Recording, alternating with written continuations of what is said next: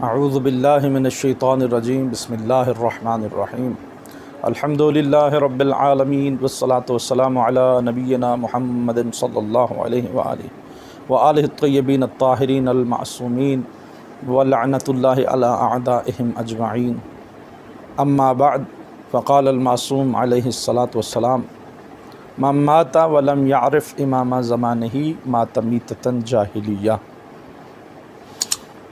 مومنین کرام، محرم الحرام کا چاند طلوع ہو چکا، مجالس و محافل کا سلسلہ شروع ہو چکا۔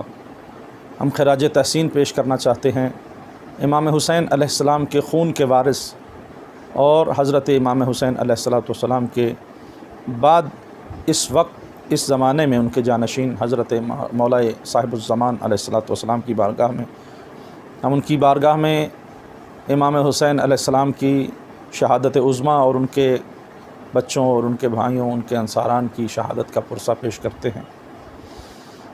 اس محرم الحرام میں ہم آپ کی خدمت میں چند جو معروضات پیش کریں گے وہ اس ضمن میں ہوں گی کہ اللہ رب العزت نے انسان کو فطرتاً ایک عقلائی اور عقلانی مخلوق کے طور پر متعارف کروایا ہے۔ انسان کو اللہ نے اشرف المخلوقات بنایا عقل کی وجہ سے۔ وہ عقل کی نعمت جو اللہ نے انسان کو دی ہے وہ فرشتوں کو بھی عطا نہیں کی، وہ حیوانات کو عطا نہیں کی، وہ کسی اور مخلوق کو عطا نہیں کی۔ اور یہ عقل ایسی نعمت ہے پروردگار کی کہ جس کے ذریعے سے انسان اپنی معلوم چیزوں کو مرتب کر کے ان کے ذریعے سے ایسی چیزوں کو کشف کر لیتا ہے کہ جو اس کے لیے مجہول اور نامعلوم ہوتی ہیں۔ یہ عقل ہی ہے جو انسان کو خدا کی معرفت تک کا وسیلہ بنتی ہے۔ یہ عقل ہی ہے جو انسان کو اپنی زندگی کو آسان بنانے اور زندگی کو پرکیف اور مرتب گزارنے کے لیے انسان کی سمجھ اور کا وسیلہ بنتی ہے۔ تو اللہ رب العزت نے انسان کی فطرت میں عقل کو رکھا ہے، اور انسان کی فطرت کے مطابق اللہ نے جو قانون مرتب کیا ہے، جس کا نام اللہ نے اسلام رکھا ہے، جو یقیناً انسان کی بہتری اور فلاح و بہبود کے لیے بہترین قانون ہے، یہ بھی قانون فطرت ہے۔ اسلام دین فطرت ہے، انسان کے لیے دین عقل ہے، لہٰذا اسلام کا ہر قانون عقل کے ترازو پہ پورا اترتا ہے، عدل کے ترازو پہ پورا اترتا ہے۔ لہٰذا انسان ہر اعتبار سے جب سوچتا ہے تو اس کے لیے ہر پہلو میں عقل ہی حاکم نظر آتی ہے۔ تو فطرتاً انسان، اب میں یہاں چند جو درمیان میں باتیں ہیں ان کی وضاحت بھی کرنا چاہوں گا۔ یقیناً کچھ ہمارے نوجوان احباب، ہمارے چھوٹے بچے، ان کی سمجھ کے لیے ضروری ہے کہ فطرت در حقیقت خلقت انسان کو کہتے ہیں۔ خلقت اللہ جو عطا کرتا ہے اس کو فطرت کہتے ہیں، اور فطرت کے تقاضوں کے مطابق جب انسان کچھ چیزوں کو حاصل کرتا ہے تو وہ آثار فطرت ہوتے ہیں۔ یعنی فطرتاً اللہ نے انسان کی خلقت کے اندر یہ بات رکھی ہے کہ انسان کو پیاس لگتی ہے۔ اس کی میں مثال بچوں کے لیے دوں تو ایک موبائل کی مثال ہو سکتی ہے کہ جس طرح کمپنیاں موبائل بناتی ہیں تو اس میں دو طرح کے پروگرام ہوتے ہیں۔ ایک پروگرام اور سافٹ ویئر وہ ہوتا ہے جو کمپنی خود اس میں انسٹال کر کے بھیجتی ہے، اور دوسرا اس کے اندر جو گنجائش ہوتی ہے کہ انسان اپنی مرضی سے کوئی پروگرام، کوئی سافٹ ویئر اس کے اندر انسٹال بھی کر سکتا ہے، اسے ڈیلیٹ بھی کر سکتا ہے۔ لیکن جو پروگرام کمپنی بھیجتی ہے وہ نہ انسان اس کو ڈیلیٹ کر سکتا ہے، نہ اس میں کوئی تبدیلی کر سکتا ہے۔ بالکل فطرت بھی یہی چیز ہے، جو چیزیں اللہ رب العزت اس انسان کے اندر رکھ کے بھیجتا ہے یا کائنات کی تخلیق میں رکھ کے بھیجتا ہے، وہ چیزیں خلقت کے اعتبار سے فطرت کہلاتی ہیں۔ اسی طرح انسان کو بھی اللہ نے بہت سی چیزوں کو بطور فطرت اس کے اندر بہت سی چیزیں رکھی ہیں۔ مثال کے طور پر انسان کسی بھی رنگ و نسل کا ہو، کسی بھی تہذیب و تمدن کا ہو، کسی بھی خطے کا رہنے والا ہو، کسی بھی زمانے میں آیا ہو، پرانے زمانے کا انسان ہو یا جدید زمانے کا انسان ہو، کوئی انسان ایسا نہیں ہے جو سانس نہ لیتا ہو۔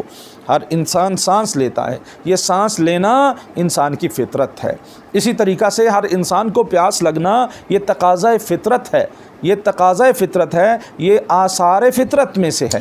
انسان کی خلقت میں اللہ نے جو رکھا یہ آثار فطرت ہیں۔ تو جس طرح انسان فطرتاً مدنی الطبع ہے، جس طرح انسان فطرتاً اس کو بھوک اور پیاس لگتی ہے، جس طرح انسان کو فطرتاً گرمی اور سردی سے بچاؤ چاہیے، جس طرح فطرتاً انسان کو پانی پینے کے لیے پیاس لگتی ہے، سانس لینے کے لیے اسے ہوا چاہیے، اسی طرح سے فطرتاً انسان متقاضی ہے اس بات کا کہ انسان کو اپنی زندگی بسر کرنے کے لیے کسی رہنما، کسی راہبر، کسی ہادی کی ضرورت ہوتی ہے۔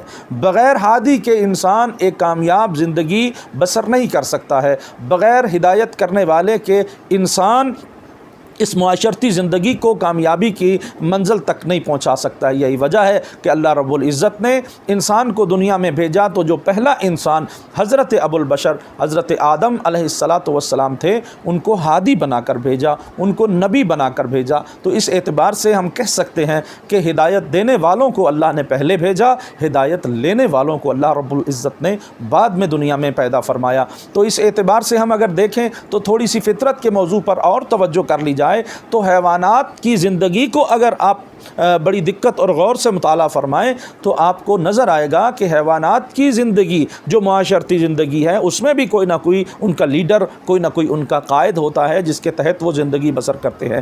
حتیٰ کہ حشرات الارض میں اگر آپ دیکھیں تو آپ کو بہترین مثال ملتی ہے، قرآنی مثال ملتی ہے۔ قرآن میں اس واقعہ کو نقل کیا کہ چیونٹیاں اپنی زندگی کو جو مرتب رکھتی ہیں تو ان کا بھی کوئی راہبر و رہنما ہوتا ہے کہ جب حضرت سلیمان علیہ السلام اللہ کے نبی اپنے لشکر کو لے کر ایک جگہ پہ پہنچے کہ جسے وادی النمل کہتے ہیں، وہاں ایک چیونٹی جو تمام چیونٹیوں کی سردار تھی، اس نے پکار کے کہا کہ جلدی جلدی اپنی بلوں میں گھس جاؤ، کہیں سلیمان کا لشکر تمہیں روند نہ دے۔ تو حضرت سلیمان نے اس کی صدا کو سنا، اس کو پکڑوایا، اپنے ہاتھ پہ رکھ کے پوچھا کہ بتاؤ یہ تم کیوں کہہ رہی تھی؟ کیا میں ظالم ہوں؟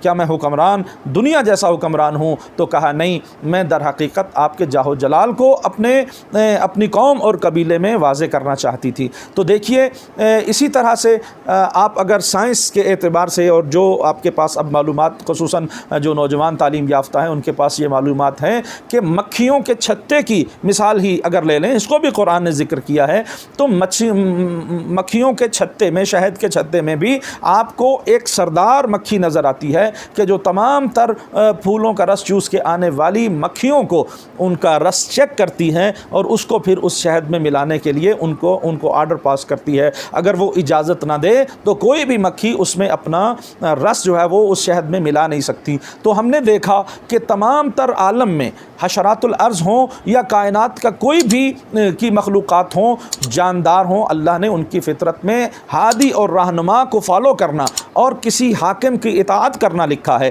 جب تک کوئی حکمران ایسا ہو کہ جو اس معاشرے کی فلاح و بہبود کے لیے ان کو لے کے آگے چل سکے۔ اب ہم نے یہ تو سمجھ لیا کہ فطرتاً انسان ہادی کی طرف محتاج ہے اور اللہ نے 1,24,000 معصوم انبیاء کو بھیجا جنہوں نے انسان کی ہدایت کی کوشش کی۔ جب تک انسان موجود رہے، ہادی موجود رہے۔ اب ہمیں سوچنے کی ضرورت ہے کہ آخر میں حضرت محمد مصطفیٰ صلی اللہ علیہ وآلہ وسلم تشریف لائے، آپ خاتم الانبیاء ہیں، آپ خاتم المرسلین ہیں، اب آپ کے بعد کوئی نبی آنے والا نہیں ہے۔ جب حضور سرور کائنات رحمت دو جہاں حضرت محمد مصطفیٰ دنیا سے رخصت ہو چکے تو انسانوں کو ختم ہو جانا چاہیے تھا۔ اب کوئی انسان، جب ظاہر ہے آخری ہادی بھی دنیا سے رخصت ہو گیا تو پھر ہدایت لینے والے باقی نہیں رہنے چاہیے تھے۔ در حالانکہ ہم دیکھ رہے ہیں کہ 1400 سال ہو گئے، اب بھی ہدایت لینے والے اس دنیا میں موجود ہیں، اب بھی گمراہ لوگ اس میں دنیا میں رہتے ہیں، اب بھی کتنے لوگ ہیں جو رستے سے بھٹکے ہوئے ہیں۔ تو کیا آج کے اس انسان کو ہدایت کی ضرورت نہیں ہے؟ اگر آج کے انسان کو ہدایت کی ضرورت ہے تو کوئی نہ کوئی ہادی اور رہنما ہونا چاہیے۔ فطرت انسانی، عقل انسانی تقاضا کرتی ہے کہ جس طرح پہلے انسان کے لیے اللہ آدم کو بھیج رہا ہے بطور ہادی اور رہنما، تو آج کے انسان کو اگر ہدایت کی ضرورت ہے تو ہمارے لیے بھی کوئی ہادی اور رہنما ضرور ہونا چاہیے۔ اگر ہمارے لیے ہادی اور رہنما موجود نہ ہو تو ہم خدا کی بارگاہ میں التجا کر سکتے ہیں، تو اگر انسان اعتراض کی زبان دراز کر لے اور خدا کی بارگاہ میں حجت قائم کرنا شروع کر دے کہ اے پروردگارہ، گزشتہ لوگوں کو تم نے اتنے لاکھوں انبیاء آپ نے بھیجے، ان کے لیے، ان کی ہدایت کے لیے اور ہماری ہدایت کے لیے کوئی فرد ہی نہیں ہے۔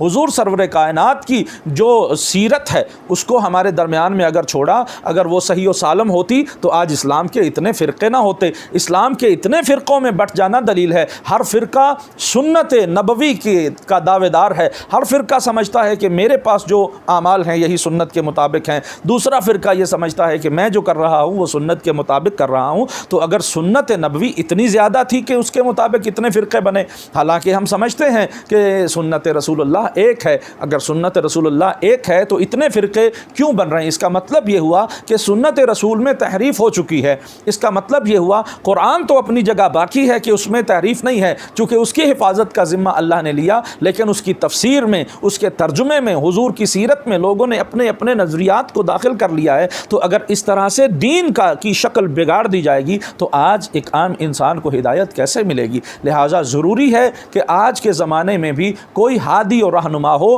رسول اللہ صلی اللہ علیہ وآلہ وسلم کے بعد۔